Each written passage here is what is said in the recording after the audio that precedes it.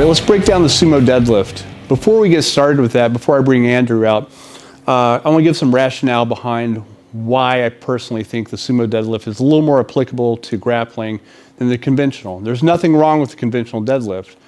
That's what powerlifters do almost primarily.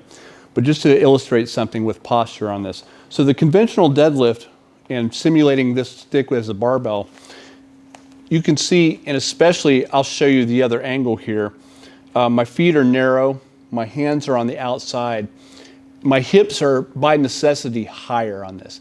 And you guys can just see, and I'll turn this way, you can see this is not a great postural position. So if I was in someone's guard, for instance, this is not a good position for me to be in. So my line of thought is, why don't we do an exercise that puts us in a little better posture? Plus, the sumo deadlift is a little easier to teach. So I get a wider stance. Now my hands are inside of my knees, and you can see my glutes are lower and my chest is more upright. So this is a much better position to be in for grappling, and that's why I think training strength from this position is probably a better idea than the conventional one. And like I said, plus it's easier to teach. So now I'm going to bring Andrew in.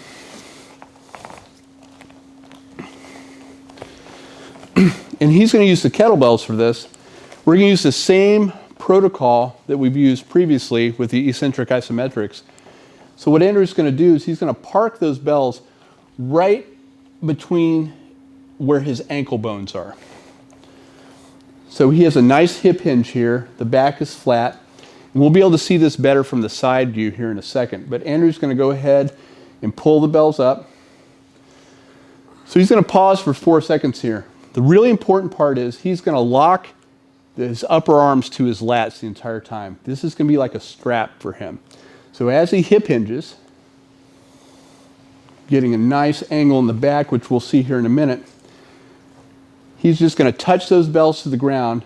I should be able to put my finger underneath him without getting crushed. So he's holding all the weight. And he's coming up at the top. Nice explosive movement.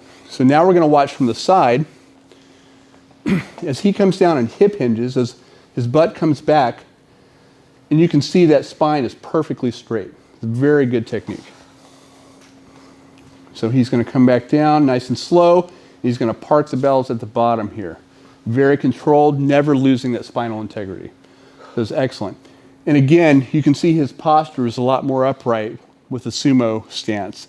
And that's, in my opinion anyway, I think it's more